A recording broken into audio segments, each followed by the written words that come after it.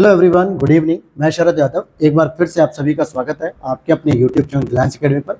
दोस्तों, हम लोग इस सीरीज़ में कर रहे थे विजन आईएएस की टेस्ट सीरीज, जो कि पूरी तरीके से फ्री ऑफ कॉस्ट है, यानी इसका कोई चार्ज नहीं है। और इसकी पूरी कंप्लीट पीडीएफ में टेलीग्राम चैनल पे पोस्ट कर देता हूँ, जिसका लिंक डिस्क्रिप्शन बॉक्स में दिया गया है।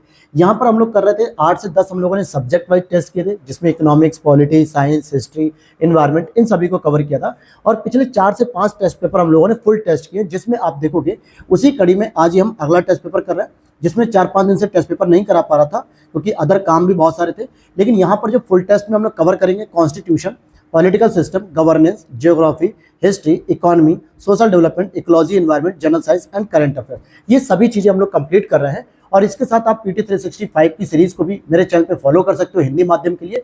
अभी लेटेस्ट अपडेटेड वाली जो आ चुकी है जनवरी 2024 से मार्च 2024 तक की, उसकी भी क्लासेस में लगातार 4 क्लासेस आ चुकी है, 2 क्लास और आएगी और 3 महीने का करंट अफेयर्स आपका कंप्लीट हो जाएगा। तो चलिए शुरू करते हैं आज के इस टॉपिक नंबर से, अर्थात कि पहले क्वेश्चन से। और पहला ही क्वेश्चन हमारा इकोनॉमिक्स का दिख रहा है। और इसके साथ आप लोग वीडियो पे पहली बार आए हो तो वीडियो को लाइक कर देना, जिससे हमें भी थोड़ा सा मोटिवेशन मिलता है कि आप लोगों के लिए लगातार काम करते रहें, चाहे रात हो चाहे दिन हो। और साथ में चैनल पे पहली बार हो तो फॉलो कर लेना। तो पहला क्वेश्चन अगर आप यहाँ देखोगे कि निम्नलिखित कार्रवाई पर विचार कीजिए। पॉलिसी रेपो रेट में वृद्धि, जमा दरों में वृद्धि और उधार दरों में कमी, उपर्युक्त में से कितनी कार्रवाइयाँ किसी देश की कठोर मौद्रिक नीति को दर्शाती है? भाई, कठोर मौद्रिक नीति का मतलब क्या होता है? जब रेपो रेट को बढ़ा दिया जाता है, जिसके बाद क्या होता है, आप अगर देखोगे कठोर मौद्रिक नीति का मतलब क्या है कि रेपो रेट को बढ़ा दिया जाता है, जिससे मार्केट में जो लिक्विडिटी होती है ना, यानी कैश होता है, इसमें कमी आ जाती है। क्यों आ जाती है? क्योंकि जब कोई भी बैंक अगर आरबीआई के पास जाता है कुछ पैसे लेने के लिए करोड़ों रुपए में, कि ताकि वो पब्लिक तक आराम से लोन दे सके, लेकिन आरबीआई कह रहा है कि भैया अब हम आपको 7% के रेट के हिसाब से देंगे, तो ऐसे में एसबीआई या कोई भी बैंक, कमर्शियल जो बैंक है, वो आम पब्लिक को 12% या फिर 13% का लोन देंगे, क्योंकि उन्हें 7% तो आरबीआई को रिटर्न करना होता है, साथ में जो बचता है 6 से 7% उसमें अपना प्रॉफिट भी देखना होता है। सारी चीज़ें कॉस्ट कैलकुलेट करने के बाद जब आम पब्लिक 13% का लोन लेने जाता है और जब उसे पता चलता है कि 12-13% इंटरेस्ट रेट चल रही है, तो वो छोड़ देता है। वो कहता है नहीं भैया, हम पैसा नहीं ले पाएंगे। इसी को कहते हैं कठोर जो है कि मौद्रिक नीति, जिसके अंतर्गत मुद्रास्फीति को कंट्रोल किया जाता है और साथ में मार्केट में यानी बाजार में यानी लोगों के पास पैसा कम पहुंचता है। तो अगर आप देखोगे इसका सही ऑप्शन क्या होगा कि अगर रेपो रेट में वृद्धि हो रही है तो भी ठीक है। और जमा दरों में वृद्धि का मतलब क्या हो गया? इसी को हम रिवर्स रेपो रेट भी कहते हैं। ध्यान देना, रिवर्स रेपो रेट, क्योंकि जब बैंक आरबीआई के पास पैसा जमा करती हैं तो रिवर्स रेपो रेट अगर जितनी ज़्यादा होगी उतना ही बैंकों को प्रॉफिट होगा। एग्जाम्पल के तौर पर मान लीजिए अगर वो 10% लोन दे के व्यक्तियों को या लोगों को 10% लोन दे के अपना कुछ प्रॉफिट कमा रहा है, लेकिन अगर आरबीआई के पास वो पैसा देने जाते हैं और वहाँ से आरबीआई रिवर्स रेपो रेट में 12% दे रही है, यानी कि प्रॉफिट मिल रहा है, तो भी लोग बैंक क्या करता है, फिर पब्लिक को पैसा नहीं देता है, क्योंकि पब्लिक में तो एनपीए भी क्रिएट होता है, बहुत सारे लोग पैसा देके लेकर भाग जाते हैं। तो ऐसे में वो सेफ जोन समझते हैं आरबीआई को और आरबीआई को ही पैसा रिटर्न कर देते हैं। तो उसके बदले में जो रेट मिलती है प्रॉफिट के रूप में, वो रिवर्स रेपो रेट। तो ये दोनों तो सही है। लेकिन अगर उधार दरों में कमी करोगे, उधार दर का मतलब है कि अगर आप लोन में जो है कि कमी कर रहे हो, लोन की रेट में जो 10% से घटा के अचानक से अगर आपने 5% कर दिया या 6% कर दिया, तो आई थिंक आम पब्लिक के लिए ये लोन लेना आसान हो जाएगा और अधिक से अधिक लोग क्या करेंगे, पैसे ले लेंगे। और पैसे लेने के बाद मार्केट में जाएंगे, यानी अपनी आवश्यकताओं की पूर्ति करेंगे, जिससे महंगाई बढ़ाएंगे, क्योंकि उनकी जेब में जब पैसा होगा तो बहुत सारी नई नई चीज़ें वो खरीदेंगे और नई नई चीज़ों की डिमांड करेंगे। तो इस आधार पर आप देख सकते हो कि 2 स्टेटमेंट सही है, पहला और दूसरा, तो केवल 2 सही हो जाएंगे। तो यहाँ पर आपने देखा कि मैंने कहा था किसी देश की जो कठोर मौद्रिक नीति, उसके उद्देश्य जो थे उस चीज़ों को फॉलो कर रहे हैं, पहले और दूसरे। अगला प्रश्न अगर आप देखोगे सेकंड नंबर पे कह रहा है निम्नलिखित पर विचार कीजिए कि जैसे आधार, एकीकृत भुगतान इंटरफेस, आधार सक्षम भुगतान सेवाएं और अकाउंट एग्रीगेटर, अगर इनके बारे में बात करें तो उपयुक्त में से कितनी तकनीकें हैं जो इंडियन स्टैक में शामिल की गई हैं? इंडियन स्टैक में आपकी चारों टेक्नोलॉजी है। इंडियन स्टैक का मतलब होता है कि जो टेक्नोलॉजी के सेट होते हैं जिनके माध्यम से आप इजीली पैसे को ले पाते हो या पैसे को प्राप्त कर पाते हो अलग अलग तरीके से। जैसे आप यूपीआई को देख लो, ठीक है, यूपीआई के लिए देख लो, फिर आधार सक्षम भुगतान देख लो, अकाउंट एग्रीगेटर देख लो, और आधार कार्ड जो मोबाइल नंबर और यूपीआई से कनेक्ट होता है। तो कुल मिला के इसमें आप देखोगे कि जो पहचान के लिए, आइडेंटिफाई करने के लिए आधार कार्ड लिया जाता है, भुगतान करने के लिए यूपीआई लिया जाता है, ठीक है, जिसमें आप आधार भुगतान ब्रिज ले सकते हो, आधार सक्षम, और फिर उसके बाद डेटा कलेक्ट करने के लिए अकाउंट एग्रीगेटर लिए जाते हैं। तो इसलिए यहाँ पे चारों ऑप्शन सही हो जाएंगे। अगले प्रश्न को देखते हैं। आर्थिक सर्वेक्षण यानी इकोनॉमिक सर्वे जो 2022-23 का था, इसके अनुसार परिभाषित जो फ्लिपिंग वर्ड आया हुआ है, इसका मतलब क्या है, फ्लिपिंग किसको कहा जाता है? तो आप देखोगे यह किसी घरेलू कंपनी का स्वामित्व एक विदेशी इकाई को हस्तांतरित करने की प्रक्रिया है। बिल्कुल सही बात हो सकती है कि अगर मान लो मैंने कोई घरेलू कंपनी स्थापित की और उसका पूरा का पूरा जो स्वामित्व है, कंट्रोल है, नियंत्रण है, वो मैंने किसी विदेशी इकाई को दे दिया। दूसरा, यह बौद्धिक संपदा और डेटा के हस्तांतरण को भी दर्शाता है। बिल्कुल, क्योंकि मैंने जो अपनी प्रॉपर्टी थी यानी इंटेलेक्चुअल प्रॉपर्टी थी वो दूसरी कंपनी को दे दी। फ्लिपिंग के कारण बेहतर कर नीतियां, लचीली कारपोरेट संरचना और पूंजी तक पहुंच संभव हो पाती है। बिल्कुल सही बात है। फ्लिपिंग के कारण क्या होता है, अच्छी तरीके से जो है कि जो टैक्सेशन की पॉलिसी होती है वो भी जो है कि वेरी हो पाती है और लचीली कॉर्पोरेट संरचना होती है, ताकि हम किसी भी देश के व्यक्ति को या किसी भी देश की संस्था को हम इजीली जो है कि 100% तक पूरा कंट्रोल दे सकते हैं। तो ये अच्छी बात है और यहाँ पे तीनों ही स्टेटमेंट यहाँ पर सही हो जाएंगे। तो यहाँ पर आपने समझ लिया। अगला प्रश्न अगर हम देखते हैं, प्रोविजनिंग कवरेज अनुपात अर्थात कि पीसीआर की बात करेंगे। इसके संदर्भ में निम्नलिखित कथनों पर हम बात करते हैं। घटते सकल गैर निष्पादित परिसंपत्तियों में यदि परिसंपत्तियों से जो पीसीआर है उसमें कमी आती है क्या, पहली चीज ये पूछ रहा है। दूसरा, विगत 3 वर्षों में निजी क्षेत्र के बैंकों का पीसीआर लगातार सार्वजनिक क्षेत्र के बैंकों की तुलना में अधिक बना हुआ है।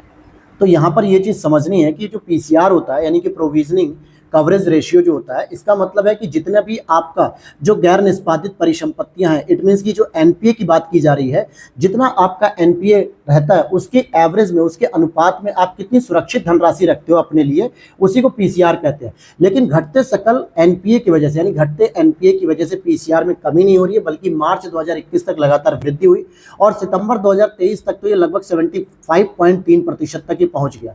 तो पहला स्टेटमेंट गलत हो गया। दूसरे की बात करेंगे, विगत 3 वर्षों में निजी क्षेत्र के बैंकों का पीसीआर लगातार सर्वाधिक क्षेत्र के बैंकों की तुलना में अधिक बना हुआ है। तो बिल्कुल नहीं बना हुआ है, बल्कि जो सार्वजनिक बैंक होते हैं ना, ये जो है कि ज्यादा दिक्कत करते हैं, क्योंकि इनके पास एनपीए की ज्यादा समस्या होती है। इसलिए प्राइवेट बैंक से ज्यादा निजी बैंक, गवर्नमेंट बैंक जो होते हैं, सार्वजनिक बैंक होती है, उनका बना हुआ है। इसलिए दूसरा भी आपका गलत हो गया, पहला भी गलत हो गया। अर्थात ना तो पहला सही है, ना ही दूसरा सही है। अगले प्रश्न को देखते हैं। एशियन पाम ऑयल अलायंस, एपोआ जिसको हम कहते हैं, एक अलायंस है ये, जो मुख्य रूप से क्या है कि 5 ऑयल के 5 प्रमुख जो आयातक देशों के बारे में बात की जाती है। यहाँ पर लिखा, यह सामूहिक सौदेबाजी की शक्ति प्राप्त करने के लिए पाम ऑयल के प्रमुख निर्यातक देशों का एक संघ है। तो यही बात गलत हो गई। ये निर्यात करने वाले देशों का समूह नहीं है, बल्कि आयातक, जो देश पाम ऑयल को आयात करते हैं। जैसे अगर आप देखोगे तो इंडियन सब कॉन्टिनेंट में जितने देश हैं, स्पेशली आप देखोगे तो यहाँ पे इंडिया देखने को मिलेगा, फिर पाकिस्तान देखने को मिलेगा, श्रीलंका देखने को मिलेगा, बांग्लादेश देखने को मिलेगा और नेपाल देखने को मिलेगा। ये 5 ऐसे महत्वपूर्ण देश हैं जो पाम ऑयल का सबसे प्रमुख रूप से आयात कर रहे हैं, यानी अपने यहाँ इसको खरीद के ला रहे हैं। तो ये जो संगठन है ये इन्हीं 5 आयातकों का है, निर्यातकों का नहीं है। नेक्स्ट आपसे कहा जा रहा है कि एपीओए के सभी सदस्य देश सार्क समूह का हिस्सा है। बिल्कुल सही बात है। आप देखो ये सारे के सारे देश सार्क के हिस्से हैं। हालांकि वर्तमान में 8 देश हैं सार्क में, लेकिन ये 5 तो इसी से संबंधित है, इसलिए दूसरा स्टेटमेंट सही है।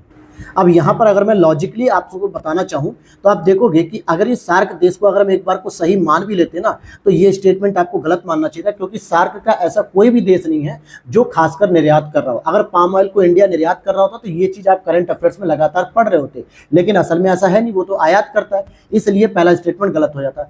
सार्क देशों की मैं बात करूँ तो मैंने कहा कि 8 देश यहाँ पे हैं। कौन कौन से, जरा ये देख लो। देखो इन शॉर्ट लिख रहा हूँ मैं, अफगानिस्तान हो गया, बीडी मतलब बांग्लादेश हो गया, फिर ये BH भूटान हो गया, फिर यहाँ पे मालदीव हो गया।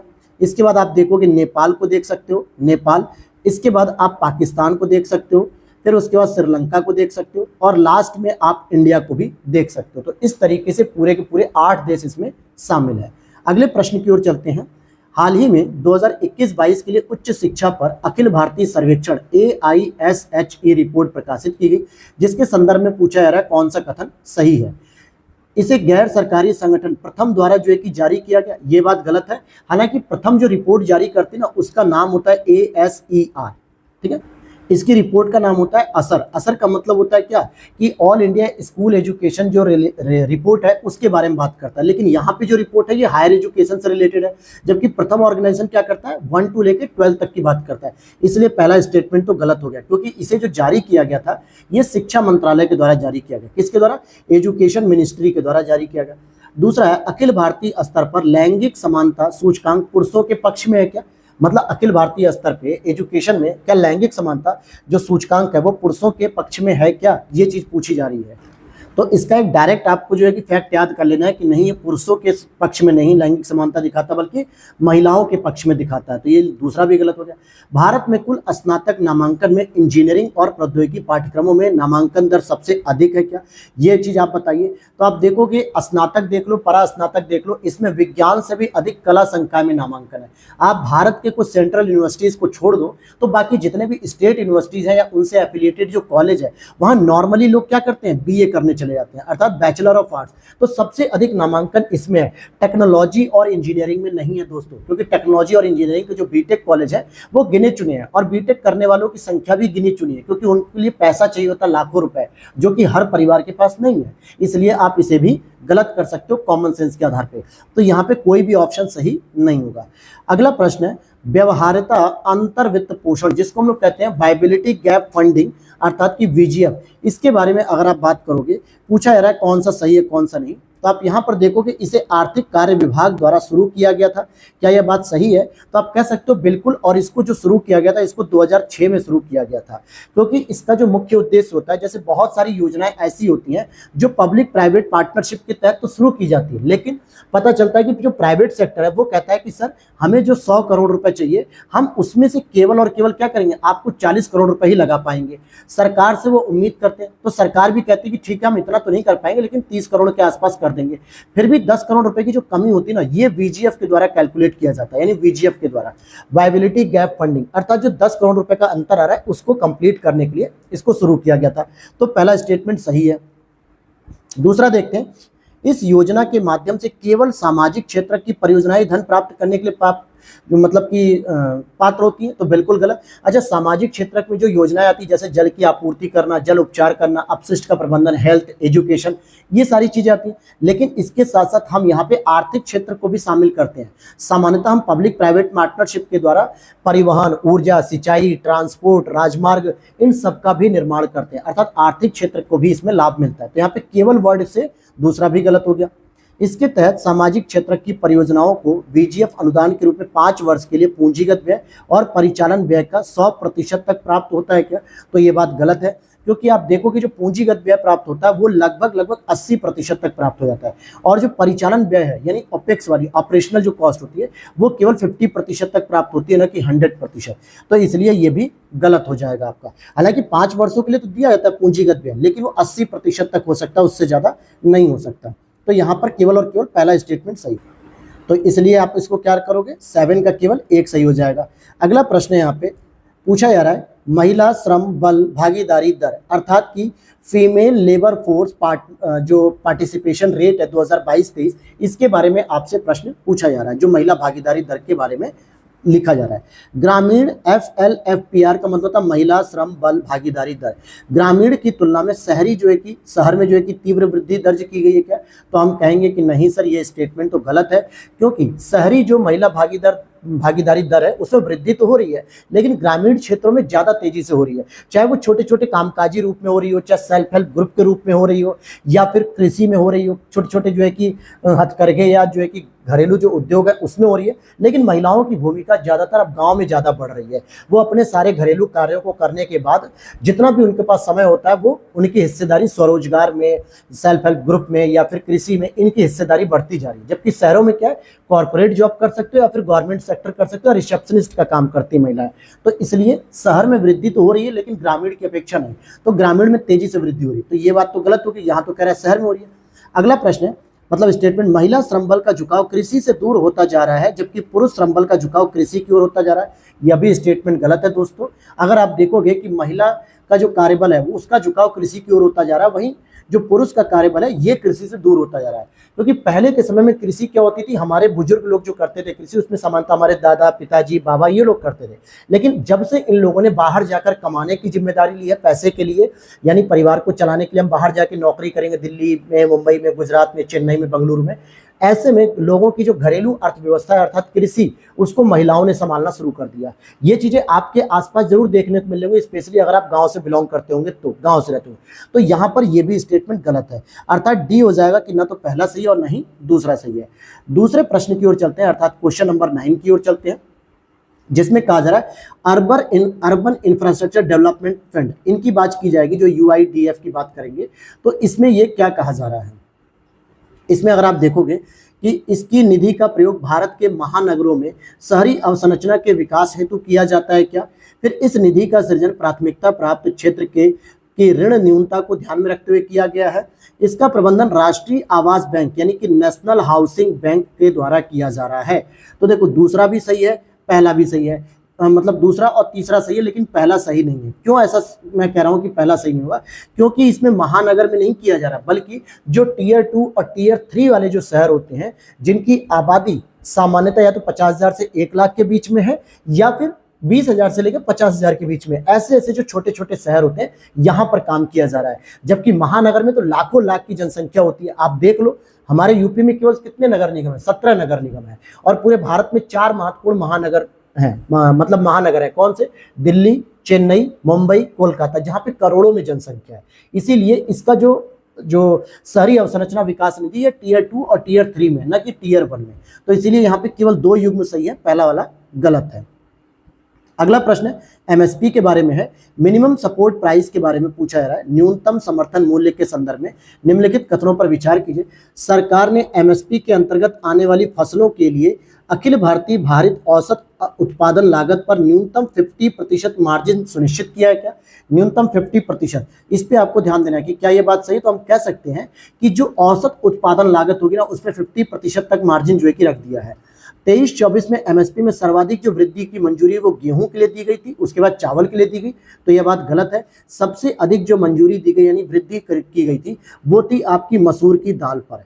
मसूर की दाल पर जो है कि कितना दिया गया, लगभग 425 रुपए प्रति क्विंटल के हिसाब से जो है कि इसमें वृद्धि की गई थी। 425 रुपए क्विंटल नहीं बिक रही है, बल्कि इतने रुपए की वृद्धि की गई थी।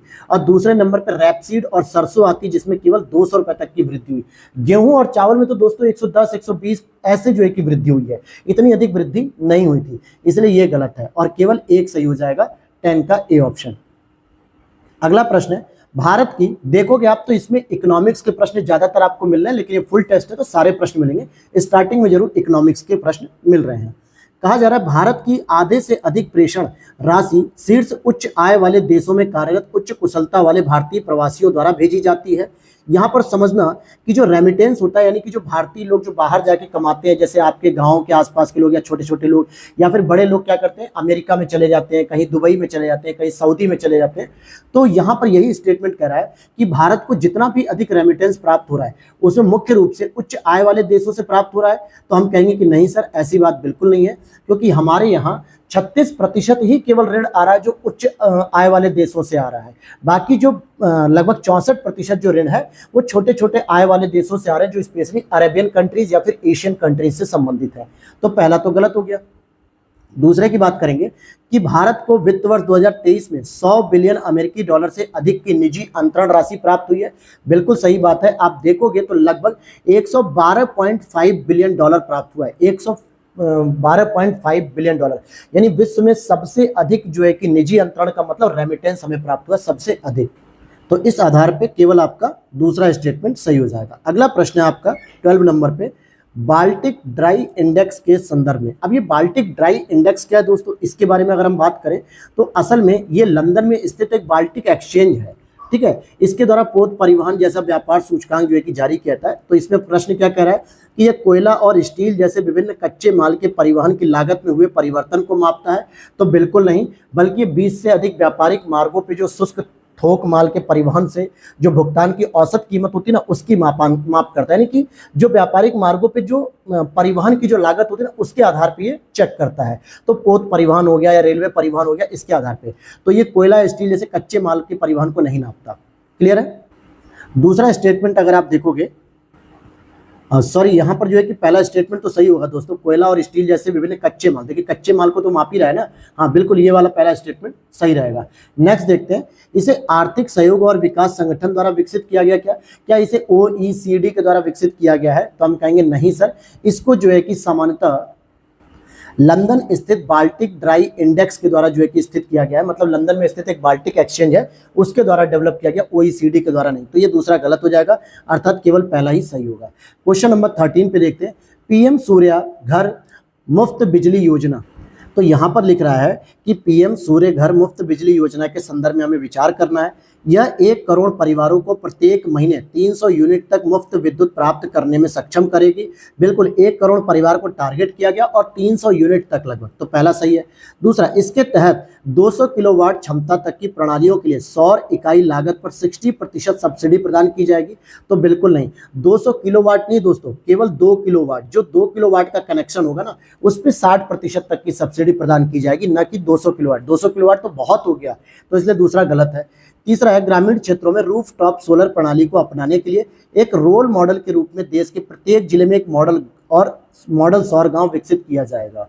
तो ये बात बिल्कुल सही है कि प्रत्येक जिले में एक ऐसा गांव डेवलप किया जाएगा जिसमें सारे छतों पर जो है कि हर घर में कोई भी एक गांव डिसाइड होगा और उसके हर घरों में जो है कि सोलर पैनल लगा दिया जाएगा और फिर उससे जो जो बेनिफिट्स होंगे वो पूरे जिले के लोगों को बताया जाएगा ताकि वो लोग भी सौर ऊर्जा की तरफ आगे बढ़े, सौर घर मुफ्त बिजली का फायदा उठा सके। तो पहला और तीसरा ही केवल सही है, इसका मतलब हो गया सी ऑप्शन इज करेक्ट होगा। अगला प्रश्न देखते हैं। अब यहाँ पर हमारा नेक्स्ट प्रश्न है 14 नंबर पे, भारतीय वित्तीय बाजारों के संदर्भ में निम्नलिखित कथनों पर विचार कीजिए। भाई वित्तीय बाजार का मतलब है जो वहां से फाइनेंशियल जो है कि हम सपोर्ट मिलता हो, जैसे बाजार पूंजीकरण की दृष्टि से भारतीय शेयर बाजार विश्व का दूसरा सबसे बड़ा शेयर बाजार है क्या? तो हम कहेंगे नहीं सर, इतना जो है कि हमारा नहीं है, इसलिए जो है कि पहला कथन गलत है, क्योंकि हमारा जो शेयर मार्केट है वो विश्व में चौथे नंबर पे आता है। कितने नंबर पे आता है? चौथे नंबर पे, यानी कि मार्केट कैपिटलाइजेशन की वैल्यू के हिसाब से देखा जाए कितने करोड़ रुपए का जो है कि कितने अरबों का, तो इस आधार पे हमारा चौथे नंबर पर आता है।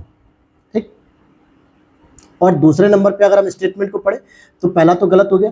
व्यक्तिगत निवेशकों को सरकारी प्रतिभूतियों को खरीदने की अनुमति देने के लिए सेबी द्वारा खुदरा प्रत्यक्ष योजना की शुरुआत की गई, यानी कि जो पर्सनल इन्वेस्टर्स होते हैं जैसे आप हो गए, हम हो गए, इस तरीके के लोगों के लिए जो खुदरा प्रत्यक्ष योजना की शुरुआत की गई, क्या ये सेबी ने शुरू की है? तो ये बात गलत हो जाएगी, ये बल्कि आरबीआई ने शुरू की है। किसने शुरू किया दोस्तों? आरबीआई ने शुरू की है, सेबी ने नहीं। तो दूसरा भी गलत हो गया। तीसरे की बात करेंगे, बड़ी सूचीबद्ध कॉर्पोरेट कंपनियों को अपनी वित्तीय आवश्यकताओं की 25% की पूर्ति के लिए अनिवार्य रूप से ऋण प्रतिभूतियों को जारी करना होता है, यानी अनिवार्य रूप से। तो हाँ, बिल्कुल सही बात है कि जो बड़ी बड़ी सूचीबद्ध कॉर्पोरेट कंपनियां होती हैं उन्हें लगभग अपनी वित्तीय आवश्यकता के लिए जो डिबेंचर नाम का जो पत्र जारी किया जाता है, ऋण प्रतिभूति जिसे हम कहते हैं, तो 25% की पूर्ति के लिए जारी कर सकती है वो। तो केवल तीसरा स्टेटमेंट ही आपका सही है, अर्थात सी ऑप्शन करेक्ट हो जाएगा। अगला प्रश्न है 15 नंबर पे। अब ज्योग्राफी यहां से शुरू होगी कि भारत में नदियों, नहरों और अन्य जलमार्गों की व्यापक प्रचुरता है। इस संदर्भ में निम्नलिखित राज्यों के जलमार्गों की नौगम्य लंबाई को बढ़ते क्रम में व्यवस्थित कीजिए। अब नौगम्य लंबाई के हिसाब से अगर आप देखोगे तो पश्चिम बंगाल जो है कि सबसे नंबर 1 पे आएगा। पश्चिम बंगाल के पास जो नौगम्य लंबाई है जलमार्ग की वो सबसे अधिक है, लगभग मान के चलो 4500 किलोमीटर के आसपास की इसका बन जाता है। इसके बाद आप देखोगे सेकंड नंबर पे आपको देखने को मिलेगा आंध्र प्रदेश देखने को मिलेगा, सेकंड नंबर पे आंध्र प्रदेश। इसके बाद आपको देखने को मिलेगा केरल और इसके बाद आपको देखने को मिलेगा तमिलनाडु, अर्थात सी ऑप्शन इज करेक्ट हो जाएगा। आगे देखते हैं अगले प्रश्न की ओर। कृषि उड़ान योजना के संदर्भ में निम्नलिखित कथनों पर विचार कीजिए। और हम विचार करना शुरू करते हैं जो कृषि उड़ान योजना है, ठीक है, उड़े आम आदमी नहीं, उड़े आम नागरिक नहीं, बल्कि कृषि उड़ान से संबंधित है। कृषि उड़ान योजना 2.0 की घोषणा की गई, जो मुख्यतः अंतर्राष्ट्रीय गंतव्यों से जल्द खराब होने वाले खाद्य उत्पादों के निर्यात पर केंद्रित है क्या? फिर सेकंड है, कृषि उपज की आवाजाही को प्रोत्साहित करने के लिए भारतीय विमानपत्तन प्राधिकरण द्वारा landing, parking, terminal navigational landing शुल्क में व्यापक छूट प्रदान की जाती है। तो दूसरा स्टेटमेंट तो दोस्तों सही है, लेकिन जो पहला स्टेटमेंट लिखा जा रहा है कि मुख्यतः ये अंतर्राष्ट्रीय गंतव्य नहीं होते हैं, बल्कि ये देश के अंदर ही, जैसे स्पेशली जो है कि नॉर्थ ईस्ट के जो क्षेत्र है, जो पहाड़ी क्षेत्र है, इनको ये सुविधा दी जाती है। जैसे उत्तर पूर्वी राज्य, पहाड़ी क्षेत्र हो गया, जनजातीय क्षेत्र, यहाँ से जो खराब होने वाले पदार्थ है, क्योंकि यहाँ पे आवागमन का उतना बेहतर साधन है नहीं, ट्रांसपोर्ट का सिस्टम है नहीं, बहुत बड़े हाईवे बने नहीं है, कोई नेशनल हाईवे वगैरह है नहीं जहाँ से ट्रकों में भरा और सामान पहुंचा दिया। इसके लिए जो कृषि उड़ान योजना की शुरुआत की गई। तो यहाँ पे अंतर्राष्ट्रीय की बात नहीं की गई, बल्कि ये अपने ही अंदर जो है कि आप राष्ट्रीय स्तर पे काम कर सकते हो, ठीक है। तो इसलिए ये पहला वाला गलत हो जाएगा। नेक्स्ट क्वेश्चन को देखते हैं। क्वेश्चन नंबर 17 है आपका। निम्नलिखित पर विचार कीजिए कि बेरोजगारी दर, नियमित वेतन वाली नौकरियों की हिस्सेदारी और ईपीएफओ सदस्यता, युवा कार्यबल भागीदारी पिछले 5 वर्षों के दौरान भारत में उपर्युक्त में से कितनों में वृद्धि हुई है। भाई पिछले 5 सालों में अगर आप देखोगे तो कहाँ कहाँ वृद्धि देखने को मिली है, तो केवल 2 सेक्टर ऐसे हैं जिसमें लगातार वृद्धि देखने को मिल रही है। अब आपके दिमाग में आएगा सर सबसे पहले ऑप्शन लगाइए बेरोजगारी दर, क्योंकि बहुत सारी बेरोजगारी बढ़ रही है। तो मेरे भाई ध्यान देना कि बेरोजगारी बढ़ रही है कि नहीं बढ़ रही है, ये आपको आंकड़ों के साथ पता होना चाहिए। किसमें पता होना चाहिए? आंकड़ों के साथ पता होना चाहिए। क्योंकि आप देखोगे पिछले 5 सालों में अगर आप देखोगे तो जो बेरोजगारी दर जो कि 2017-18 के आसपास थी 6% और अब जो है 2022-23, ठीक है, 2022-23 में ये लगभग जो है कि कितनी हो गई घट के, ये घट के 3.2% पे आ गई है। तो यानी इसमें तो कमी देखने को मिली। अब आप कहते रह जाओ कि जो है कि बेरोजगारी बढ़ी है, लेकिन जो सरकारी आंकड़े हैं नेशनल सर्वे ऑफिस के द्वारा जो दिए गए हम तो उसी को मानेंगे। तो इस आधार पे तो हम कहेंगे कि नहीं इसमें तो बेरोजगारी कम हुई है। दूसरा, अगर आप स्टेटमेंट देखोगे कि वित्त वर्ष 14 से लेकर 22 के बीच में जो ईपीएफओ की सदस्य संख्या है इसमें लगभग 11.3% की वृद्धि देखने को मिली है। ठीक है, तो ये आप कह सकते हो कि इसको कवर कर लीजिए, इसकी समृद्धि। वहीं नियमित वेतन वाली नौकरियों की जो हिस्सेदारी है इसमें जो है कि आपको 2018 में लगभग कितनी होती थी? 22.8% होती थी, जो अब कितनी हो गई है 2023 में? अब ये घट गई है 20.9%, यानी कि नियमित वेतन वाली नौकरियां भी घट रही हैं। तो ये भी गलत हो गया, ये भी गलत हो गया, क्योंकि इन दोनों में तो कमी दिखा दी है सरकार ने। तो केवल युवा कार्यबल भागीदारी बढ़ रही है, क्योंकि ऐसा बताया जा रहा है कि जो स्टार्टअप नए तैयार किए जा रहे हैं या बहुत सारे ऐसे स्टार्टअप्स के साथ बहुत सारे ऐसे रोजगार के तरीके ओपन हो रहे हैं जिसमें लाखों लोगों को जो है कि रोजगार मिल रहा है। ये सरकारी आंकड़े कह रहे हैं, मैं नहीं कह रहा हूं, सरकारी आंकड़े। तो हम उसी आधार पर मानेंगे केवल 2 सही, 3 और 4, अर्थात 3 और 4 में वृद्धि हो रही है। अगला प्रश्न है वैश्विक वेतन रिपोर्ट की बात करेंगे। ग्लोबल स्तर पे जो वेतन रिपोर्ट है 2022-23 ये किसके द्वारा प्रकाशित की जाती है? तो ये अंतर्राष्ट्रीय श्रम संगठन यानी कि इंटरनेशनल लेबर ऑर्गेनाइजेशन के द्वारा इसको पब्लिक किया जाता है। जबकि इसकी स्थापना की बात करेंगे तो 1919 में इसकी स्थापना की गई थी, जब फर्स्ट वर्ल्ड वॉर कंप्लीट हो गया था तब। अगले प्रश्न को देखते हैं, क्वेश्चन नंबर 19 की बात करेंगे। भुगतान बैंकों यानी कि जो पेमेंट बैंक है इनके संदर्भ में निम्नलिखित कथनों पर विचार कीजिए। ये bank national electronic fund transfer यानी नेफ्ट सुविधा का लाभ उठा सकते हैं। इन बैंकों को डेबिट कार्ड जारी करने और तृतीय पक्ष धन हस्तांतरण की अनुमति दी होती है। ये बैंक प्रति ग्राहक केवल 1 लाख रुपए तक की सावधि जमा राशि को स्वीकार कर सकते हैं। यही बात गलत है, पहला और दूसरा तो सही। जितने भी पेमेंट बैंक है, चाहे पेटीएम पेमेंट बैंक यूज करो, एयरटेल पेमेंट बैंक यूज कर लो, ये लोग नेफ्ट की सुविधा भी देते हैं कि ताकि आप इजीली जो नेशनल इलेक्ट्रॉनिक फंड ट्रांसफर कर सके। और दूसरा ये डेबिट कार्ड भी जारी करते हो, जो तीसरा पक्ष होता है थर्ड पार्टी उसको भी धन हस्तांतरण करने की अनुमति दे देते हैं। लेकिन अगर हम बात करें कि ये प्रति व्यक्ति को केवल 1 लाख रुपए तक का जो है कि सावधि जमा करने की बात करते हैं, तो नहीं, 1 लाख नहीं बल्कि 2 लाख रुपए तक आप इसमें सावधि जमा कर सकते हो, चाहे वो टाइम डिपॉजिट हो या फिर रिकरिंग डिपॉजिट हो। इसलिए केवल पहला और दूसरा सही है। अगला प्रश्न है एमएसएमई के बारे में। वित्तीय वर्ष 2024 के केंद्रीय बजट में एमएसएमई को किए जाने वाले भुगतान पर व्यय की गई राशि के लिए कर कटौती की अनुमति केवल तभी दी जाएगी जब भुगतान वास्तव में कर दिया गया होगा। अर्थात कहने का मतलब है कि अगर एमएसएमई से रिलेटेड जो बात कही जा रही है कि भुगतान पर जो व्यय की गई जो राशि है, अगर उसमें हम टैक्स की कटौती करने की बात करें तो तभी होगी जब भुगतान वास्तव में कर दिया गया होगा। तो यह बात बिल्कुल सही है। दूसरा, भारत में यह अधिदेशित है कि कोई खरीदार एमएसएमई को विलंबित भुगतान पर ब्याज का भुगतान करने के लिए उत्तरदायी नहीं है। यह बात गलत है कि अगर आप विलंबित भुगतान कर रहे हो तो उस पर जो भी ब्याज बनेगा ना वो भी आपको ही देना पड़ेगा, ये ध्यान देना, ठीक है। ये एमएसएमई की जो अधिनियम है 2006 इसकी धारा के अनुसार कहा जाता है। अब ऐसा थोड़े कि कोई खरीदार है जिसने एमएसएमई को विलंबित भुगतान कर रहा है लेट से, तो जो उस पर ब्याज बनना चाहिए वो नहीं पे करेगा, ये तो गलती है। आप सामान भी ले लो और पेमेंट भी टाइम पे ना करो। भाई पेमेंट टाइम पे नहीं कर रहे हो, इट मीन्स कि उधार ले रहे हो, तो कम से कम उसे टाइम पे पेमेंट करो। नहीं कर रहे हो तो उसका जो ब्याज बन सकता था उसे भी दीजिए, तो ये भी आपको करना पड़ेगा। तो इसलिए दूसरा गलत है, केवल पहला ही सही है। अगला प्रश्न है किसी अर्थव्यवस्था में पूंजीगत व्यय के संदर्भ में निम्नलिखित कथनों पर विचार कीजिए। अब यहां पर क्या करा है, यह लंबी अवधि में उत्पादक क्षमता को बढ़ाता है।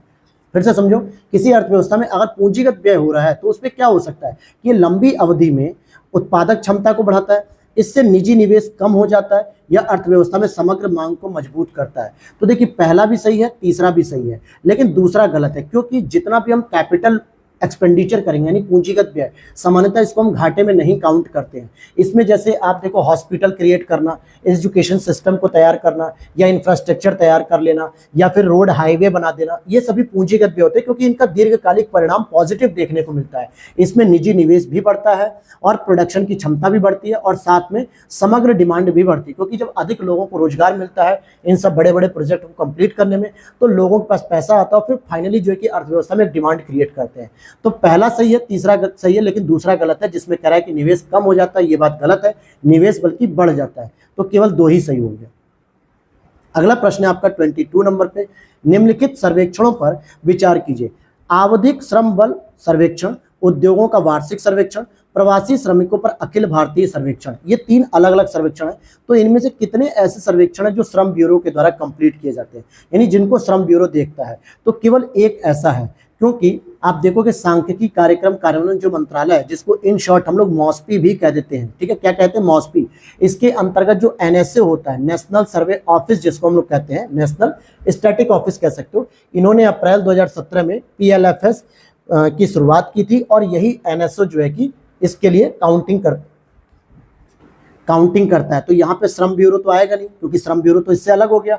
दूसरे की अगर हम बात करें कि उद्योगों का जो वार्षिक सर्वेक्षण है, इसको भी एएसआई के द्वारा किया जाता है। अभी मैंने कल ही करंट अफेयर में पढ़ा है कि एनुअल स्टैटिक्स ऑफ इंडस्ट्री, अर्थात कि उद्योगों का जो वार्षिक आकलन है वो भी एएसआई करती है, और एएसआई भी किसके अंतर्गत आती है? मॉस्पी के अंतर्गत आती है। तो ये एएसआई कर ले जाती है। तीसरा अगर हम बात करेंगे कि प्रवासी श्रमिकों पर जो अखिल भारतीय सर्वेक्षण होता है, इसको श्रम ब्यूरो करता है। दोस्तों, श्रम ब्यूरो इसको करता है जो भारत सरकार के द्वारा गठित किया जाता है। तो ये चीज समझ में आ गई, इसीलिए केवल एक सही होगा, वो भी ए ऑप्शन। अगला प्रश्न है राष्ट्रीय फ्रीक्वेंसी आवंटन योजना 2022 के बारे में अगर हम बात करें, राष्ट्रीय फ्रीक्वेंसी आवंटन योजना जो कि 2022 के बारे में बात करेंगे, तो यह सेलुलर मोबाइल सेवाओं, वाईफाई, टेलीविजन, अन्य क्षेत्रों के लिए उपलब्ध फ्रीक्वेंसी बैंड की पहचान करने के लिए एक व्यापक रेगुलेटरी बॉडीज है, यानी कि नियामक ढांचा है। तो ये बात बिल्कुल सही है। और यह एक स्पेक्ट्रम के उपयोगकर्ताओं को प्रासंगिक आवृत्ति मानदंडों के अनुसार अपने नेटवर्क की योजना बनाने के लिए मार्गदर्शन प्रदान करती है। तो यह भी सही है। तो सी ऑप्शन इज करेक्ट हो जाएगा। अगला प्रश्न है यहाँ पे 24 को, भारत के बाह्य क्षेत्र के संदर्भ में निम्नलिखित कथनों पर विचार कीजिए। इकोनॉमिक्स के अच्छे प्रश्न रखे गए यहाँ पे, जैसा यूपीएससी पूछती है। पिछले दशक के दौरान यानी पिछले 10 वर्षों में व्यापारिक निर्यात में 50% से अधिक की गिरावट देखी गई है क्या? तो हम कहेंगे नहीं सर, 50% से अधिक मतलब कि जो व्यापारिक निर्यात है इसमें 50% से अधिक, और सेवाओं के निर्यात में 120% की वृद्धि दर्ज की गई है, गिरावट नहीं हुआ है। यानी पिछले 2013 के बाद से, जब से मोदी सरकार बनी है, तब से हमारा जो निर्यात स्ट्रक्चर है वो तेजी से आगे बढ़ रहा है। हम निर्यात के मामले में विश्व स्तर पर जो है कि अपने को पहचान दे रहे हैं। इसका मतलब है कि निर्यात तो लगातार बढ़ रहा है, घट नहीं रहा है, तो गिरावट नहीं आई है।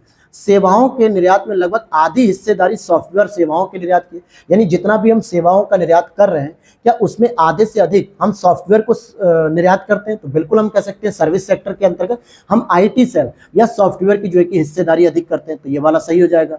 फिर यहाँ पे विदेशी व्यापार नीति यानी फॉरेन ट्रेड पॉलिसी 2023 का लक्ष्य है कि 2030 तक 2 ट्रिलियन अमेरिकी डॉलर को निर्यात करना, यानी 2 ट्रिलियन तक जो है कि हमें निर्यात को बढ़ाना है। बिल्कुल ये भी बात सही है, अर्थात 2 सही हो जाएंगे, केवल तीसरा और दूसरा।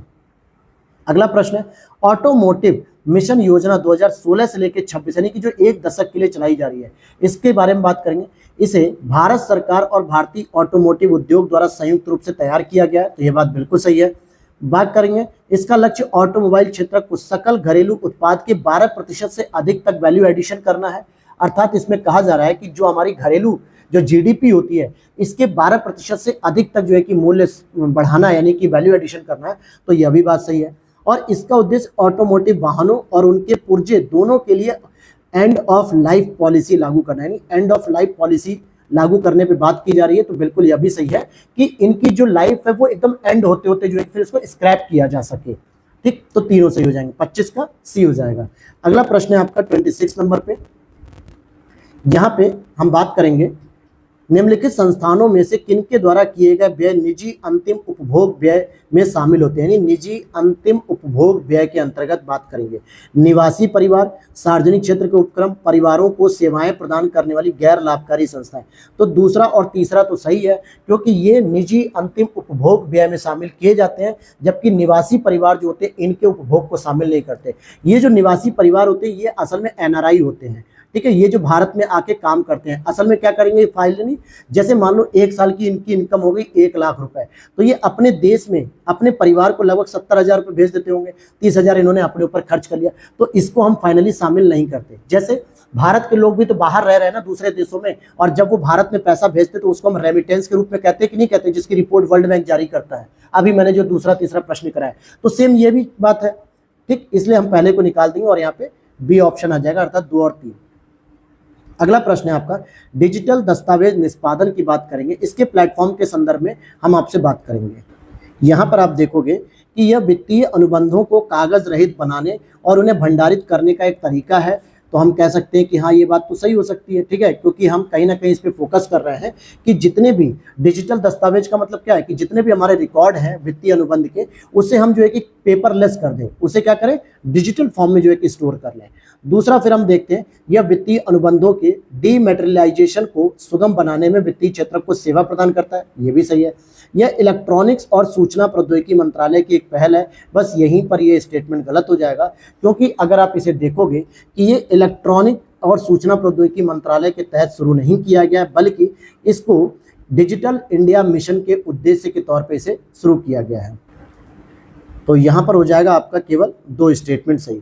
अगले प्रश्न की ओर देखते हैं, 28 लखपति दीदी योजना की बात करेंगे। लखपति दीदी योजना क्या है भाई? लखपति दीदी योजना जिसके अंतर्गत उद्देश्य है कि ग्रामीण क्षेत्रों में महिलाओं को सूक्ष्म उद्यम शुरू करने के लिए प्रोत्साहित करके उन्हें सशक्त बनाया जाएगा, ये बात सही है। और लखपति दीदी योजना में भाग लेने वाली महिलाओं को सेल्फ हेल्प ग्रुप यानी स्वयं सहायता समूहों का सक्रिय सदस्य होना चाहिए, यह भी बात सही है। असल में प्रधानमंत्री नरेंद्र मोदी जी ने यह घोषणा की थी कि हम गांव में 2 करोड़ महिला उद्यमियों को तैयार करना चाहते हैं, और जिसके लिए इन्होंने बजट भाषण, जो अंतरिम बजट भाषण था वित्त मंत्री जी 2024-25 का, इसमें इन्होंने इसकी घोषणा भी कर दी थी। और ये भी कहा गया था कि हम प्रत्येक महिलाओं को 1 वर्ष में मतलब 1 लाख रुपए की कम से कम इनकम को क्रिएट करने की पूरी कोशिश कर रहे हैं, ताकि ये लखपति बन सके।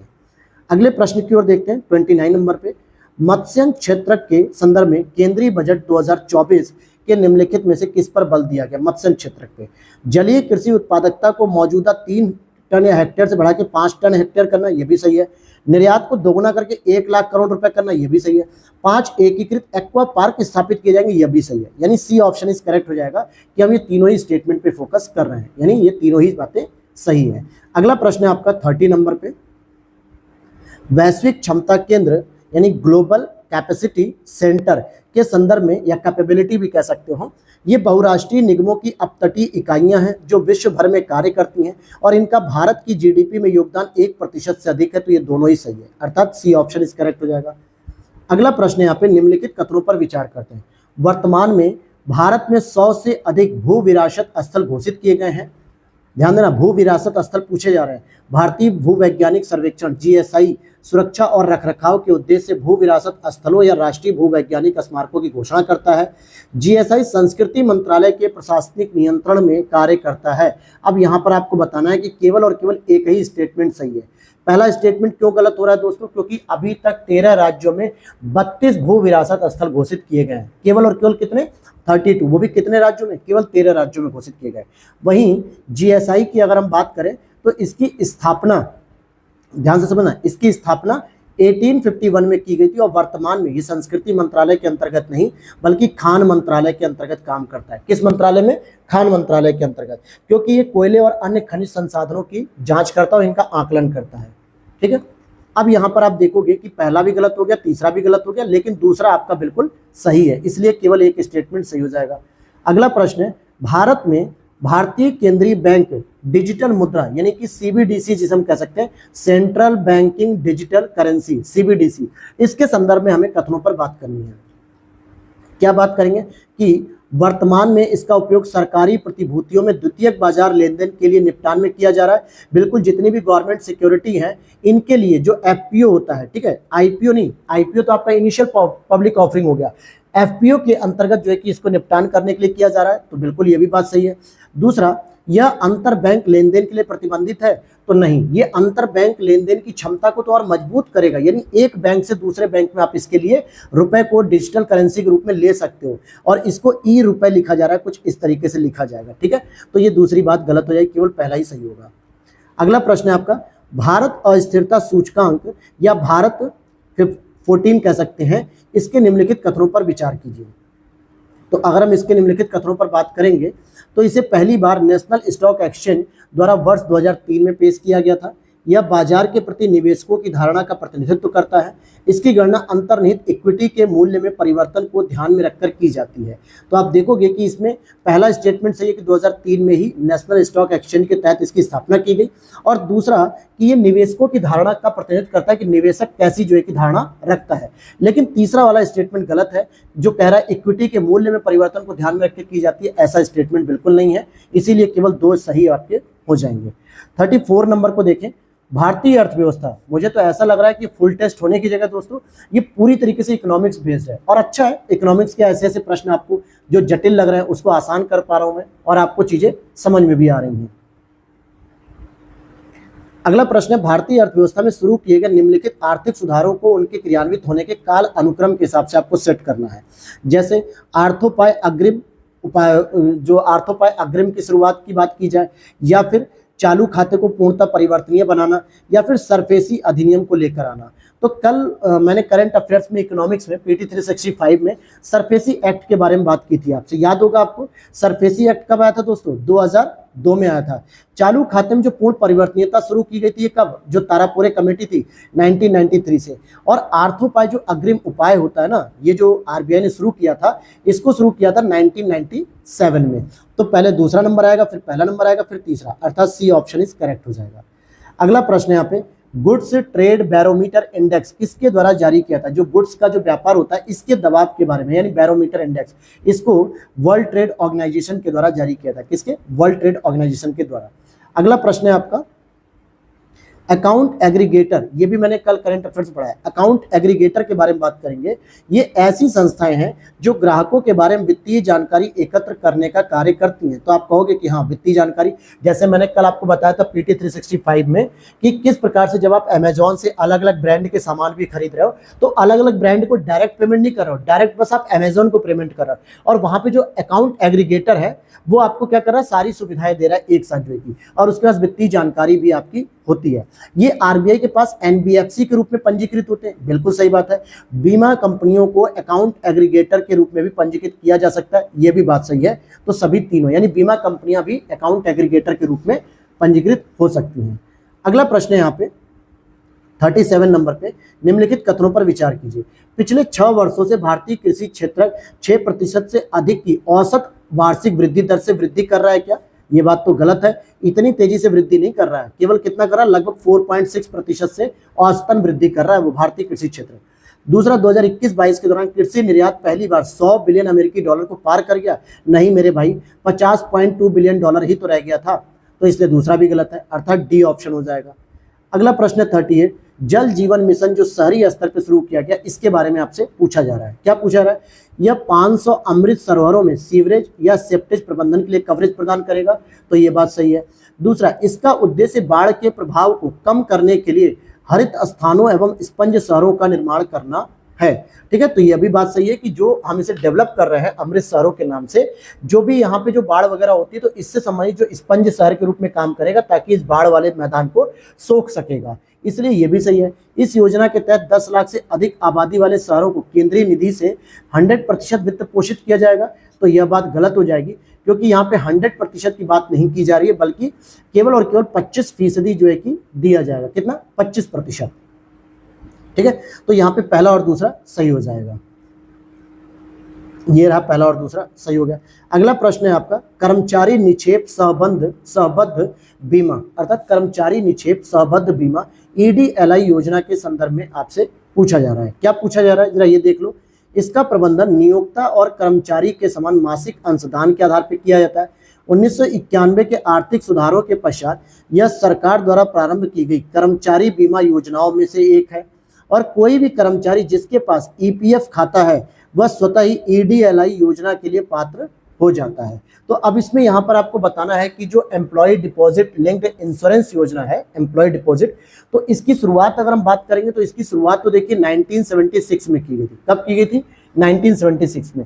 लेकिन यहाँ पे दूसरा स्टेटमेंट क्या कह रहा है कि 1991 में प्रारंभ किया गया था, यही तो गलत हो गया। दूसरा स्टेटमेंट तो बिल्कुल गलत हो गया। अब जरा तीसरे स्टेटमेंट पे फोकस कर लो या पहले स्टेटमेंट पे, किसी एक पे आप कर सकते हो। तो यहां कह रहा है कि इसका प्रबंधन नियोक्ता और कर्मचारी के समान मासिक अंशदान, तो देखिए नियोक्ता को अंशदान करना पड़ता है लेकिन कर्मचारी को अंशदान नहीं करना पड़ता है, इसीलिए यह भी गलत हो जाएगा। और कोई भी कर्मचारी जिसके पास ईपीएफ यानी कि प्रोविडेंट फंड अकाउंट जो है वह स्वतः ही ईडीएलआई योजना के लिए पात्र हो जाता है। यह बात बिल्कुल सही है, यह बात बिल्कुल सही है कि वो स्वतः ही जो है कि इसकी योजना का फायदा उठाने के लिए पात्र हो जाता है। क्लियर? तो यहाँ पे केवल एक ही सही हो जाएगा, 39। 40 नंबर का प्रश्न देखते हैं। यहाँ पे लिख रहा है कि स्टैंडिंग डिपॉजिट फैसिलिटी, अर्थात कि ये जो लिखा है स्थायी जमा सुविधा, इसके संदर्भ में अगर हम बात करेंगे, हालांकि इस सुविधा की शुरुआत जो है कि 2022 अप्रैल में शुरू की गई थी आरबीआई के द्वारा। ठीक है, आरबीआई पर तुलन पत्र यानी बैलेंस शीट में सरकारी प्रतिभूतियों को दर्शाने की बाध्यता को समाप्त करता है, ये चीज आपको बतानी है। तो इस तरीके से आप कहोगे पहला स्टेटमेंट तो सही है सर। इसकी वजह से क्या होगा, ये मौद्रिक नीति का एक ऐसा साधन है जो कि समपार्श्विक यानी प्रतिभूति के बिना भी तरलता को अवशोषित कर सकती है। तो यहाँ पे बाध्यता को समाप्त कर दिया इसमें। फिर वे सभी प्रतिभागी जो LAF यानी लिक्विडिटी एडजस्टमेंट फैसिलिटी, ठीक है, तरलता समायोजन सुविधा के पात्र हैं, वो SDF के लिए भी पात्र होंगे क्या? तो ये स्टेटमेंट कोई जरूरी नहीं है। ठीक है, ये कंपलसरी तौर पे है कि नहीं, तो हम कहेंगे कि ठीक है मान लेते हैं, लेकिन जरूरी नहीं है। ठीक है, तो ये भी सही है। इसका परिचालन बाजार अवधि के दौरान होता है क्या? इसका परिचालन बाजार अवधि के दौरान नहीं होता है, बल्कि छुट्टियों सहित सभी दिनों में, सामान्यतः शाम में होता है 5:30 बजे के बाद से। ठीक है, इसका होता है रात्रिकालीन समय के हिसाब से होता है। तो ये गलत हो जाएगा, केवल बी हो जाएगा आपका। अगला प्रश्न है यहाँ पे, प्रायः सुर्खियों में रहने वाली rising and accelerating MSME performance योजना के बारे में बात कर रहे हैं। एमएसएमई की जो परफॉर्मेंस के बारे में बात कर रहे हैं, तो इसको rising and accelerating MSME productivity यानी रैंप के नाम से भी जानते हैं। किसके नाम से जानते हैं? रैंप के नाम से। आपने अक्सर करंट अफेयर्स में रैंप के नाम से पढ़ा होगा। कह रहा है इस योजना का लक्ष्य है कि राज्यों में एमएसएमई की कार्यान्वयन क्षमता और कवरेज में वृद्धि करना। तो पहला स्टेटमेंट तो बिल्कुल सही है कि एमएसएमई की कार्यान्वयन क्षमता भी बढ़ाई जाए। सम वितरण से जुड़े संकेतकों के आधार पर एमएसएमई के बजट में मौद्रिक सहायता की व्यवस्था की जाएगी। तो यहाँ पे दूसरा स्टेटमेंट भी आपका क्या हो जाएगा? सही हो जाएगा कि हाँ बिल्कुल जरूरत पड़ने पे हम इसे क्या करेंगे? मौद्रिक सहायता भी देंगे बजट में, जैसा कि 2022-23 में 6,062 करोड़ रुपए का जो है कि परिव्यय किया गया था। तीसरा, यह योजना न्यू डेवलपमेंट बैंक द्वारा समर्थित है क्या? एनडीबी के द्वारा समर्थित है? तो हम कहेंगे नहीं, एनडीबी नहीं है इसमें, बल्कि वर्ल्ड बैंक इंक्लूड करती है। रैंप योजना को मतलब कि संचालित करने के लिए वर्ल्ड बैंक का इसमें योगदान है, न कि एनडीबी का। तो इसलिए तीसरा गलत हो जाएगा, केवल 2 सही हो जाएंगे। अगला प्रश्न है, भारतीय अर्थव्यवस्था के निम्नलिखित संचालकों पर विचार कीजिए। ये निजी उपभोग, बाह्य वाणिज्यिक उधार की उच्च हेजिंग लागत, पूंजी निर्माण और चालू खाते का आधिक्य। इसमें पूछ रहा है कि आर्थिक सर्वेक्षण जो इकोनॉमिक सर्वे हुआ था 2022-23 का, इसके अनुसार उपयुक्त में से कितने कारक मुख्यतः वित्त वर्ष 2023 में भारत की आर्थिक समृद्धि के कारण रहे हैं? तो इसमें आप देखोगे क्या निजी उपभोग पर फोकस किया गया है? तो बिल्कुल जो है कि निजी उपभोग में वृद्धि से उत्पादन गतिविधि को भी बढ़ावा मिलता है। अगर आप ज़्यादा जो है कि कंज्यूमिंग अर्थात बहुत सारी चीज़ों को आप उपभोग करने पे फोकस करोगे तो कहीं ना कहीं क्या होगा? उत्पादन की गतिविधि को भी बढ़ावा मिलेगा, प्रोडक्शन जो है कि बढ़ेगा, क्योंकि आपकी डिमांड ज़्यादा होगी तो सप्लाई भी ज़्यादा होनी पड़ेगी। इसीलिए पहला तो सही है। ठीक है, दूसरे की बात करें कि बाह्य वाणिज्यिक उधार की उच्च हेजिंग लागत, तो ये इसमें नहीं होगा, लेकिन कैपिटल अर्थात कि पूंजी निर्माण वाली जो बात है ये बिल्कुल सही है कि इससे पूंजी निर्माण का भी निर्माण होगा और निजी उपभोग, इन दोनों के कारण जो है कि वृद्धि देखने को मिलती है इकोनॉमिक ग्रोथ में। तो केवल 2 स्टेटमेंट सही हो जाएंगे। अगला प्रश्न है 43 नंबर पे कि सामान्य सरकारी ऋण में केंद्र और राज्य सरकार दोनों का ऋण शामिल होता है क्या? पिछले 2 दशकों में भारत का ऋण जीडीपी अनुपात लगातार कम हुआ है। लगातार, ध्यान देना, लगातार वर्ड पे फोकस करो, क्योंकि ऐसे प्रश्नों में आपको कंफ्यूज करता है यूपीएससी। तो हम कह सकते हैं कि जो सामान्य सरकारी ऋण होता है उसमें केंद्र और राज्य दोनों का ही ऋण शामिल होता है, ये बात तो बिल्कुल सही बात है। लेकिन पिछले 2 दशकों में ऋण की जीडीपी, यानी कि जितना हमारी जीडीपी है उसके रेफरेंस में, उसकी तुलना में हमारे ऊपर ऋण कितना है, ये लिखा जाए तो लगातार जो है कि वृद्धि नहीं हो रही है, मतलब लगातार कम हुआ है, ऐसी बात नहीं है। कहीं पे वृद्धि भी हुई है, कहीं पे कमी भी देखने को मिली है। इसीलिए आप इसके आधार पे कह सकते हो कि दूसरा स्टेटमेंट गलत है और केवल पहला ही सही है। अगला प्रश्न है, अंतरराष्ट्रीय निवेश स्थिति के संदर्भ में निम्नलिखित कथनों पर विचार कीजिए। यानी इंटरनेशनल इन्वेस्टमेंट की बात कर रहा है, जो पोजीशन होती है। इंटरनेशनल इन्वेस्टमेंट पोजीशन किसी देश की बाह्य वित्तीय परिसंपत्तियों और देयताओं का एक तुलन पत्र होता है। वहीं यह किसी देश के वित्तीय खुलेपन के स्तर का संकेतक होता है। वर्ष 2023 तक भारत की कुल देयता में वर्ष दर वर्ष गिरावट दर्ज की गई है। तो क्या वर्ष दर वर्ष हमारी गिरावट दर्ज की जा रही है कुल देयता में? ऐसी बात नहीं है। कभी कभी जो है कि बड़े पैमाने पर जो है कि गिरावट दर्ज नहीं करके, बल्कि जिम्मेदारी हुई है, कुल परिसंपत्ति में वृद्धि भी हुई है।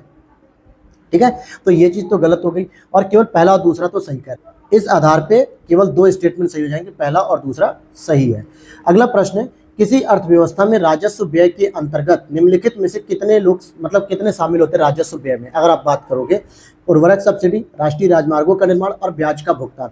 तो क्या ब्याज का भुगतान आपके राजस्व व्यय के अंतर्गत आता है? तो हम कहेंगे केंद्रीय राजस्व व्यय के अंतर्गत ब्याज भुगतान, मुख्य रूप से सब्सिडी, ये सारी चीजें आती हैं जिसका रिटर्निंग हमें नहीं मिलता है। जबकि जो राजमार्ग का निर्माण होता है ये पूंजीगत होता है, यानी कि कैपिटल जो है कि एक्सपेंडिचर होता है। हम इसे आज खर्च जरूर करें, लेकिन आगे 2-3 साल में जब ये बन जाएगा तो हमें इससे प्रॉफिट होगा, हमें इससे नुकसान नहीं होगा। हमारी कोई लायबिलिटी नहीं कि हर साल हम तैयार करें। इसलिए पहला और तीसरा ही सही होगा, दूसरा गलत होगा। अगला प्रश्न है 46 नंबर पे, यहाँ पर देखोगे कि स्थायी उपभोक्ता वस्तुएं पेंट अप डिमांड, यानी रुकी हुई मांग को सर्वाधिक स्पष्ट करती है। जो स्थायी उपभोक्ता वस्तु वो रुकी हुई मांग को सर्वाधिक स्पष्ट करती है, तो हम इसे कह सकते हैं, और इसी को कहते हैं पेंट अप डिमांड। ठीक है, पेंट अप डिमांड कहते हैं। तो यहाँ पे पहला सही है। लेकिन पेंट अप डिमांड उस स्थिति को संदर्भित करती है जिसमें किसी सेवा या उत्पाद की मांग असामान्य रूप से कम होती है। तो ये बात गलत है, असामान्य रूप से यहाँ पे कम नहीं होती है, बल्कि टिकाऊ वस्तुओं के कारण जो है कि पेंट अप डिमांड का पता चलता है, जो कि विशेष रूप से महंगी वस्तुएं होती हैं। तो पहला सही है, दूसरा गलत है। अगला प्रश्न 47, भारतीय अर्थव्यवस्था के निम्नलिखित क्षेत्रकों पर विचार कीजिए। जैसे ऑटोमोबाइल इंडस्ट्री, सेवा क्षेत्रक और व्यापार और कंप्यूटर सॉफ्टवेयर और हार्डवेयर की बात की जाए। वित्तीय वर्ष 2022-23 के दौरान उच्चतम प्रत्यक्ष विदेशी निवेश इक्विटी अंतर्प्रवाह प्राप्त करने वाले शीर्ष 5 क्षेत्रक में से कौन कौन शामिल है? यानी कौन से ऐसे सेक्टर थे जहां पे भारत में सर्वाधिक जो है कि एफडीआई प्राप्त हुई थी? तो अगर आप देखोगे कहां पे एफडीआई प्राप्त हुई है, ठीक है, तो सबसे अधिक जैसे आप देख लोगे कि सर्विस सेक्टर, वित्त, बैंक, ये सारी चीजें आती हैं, अर्थात कि सर्विस सेक्टर तो हो ही गया, ठीक, 16%। दूसरा कंप्यूटर और सॉफ्टवेयर जिसमें कि 15% मिलती है।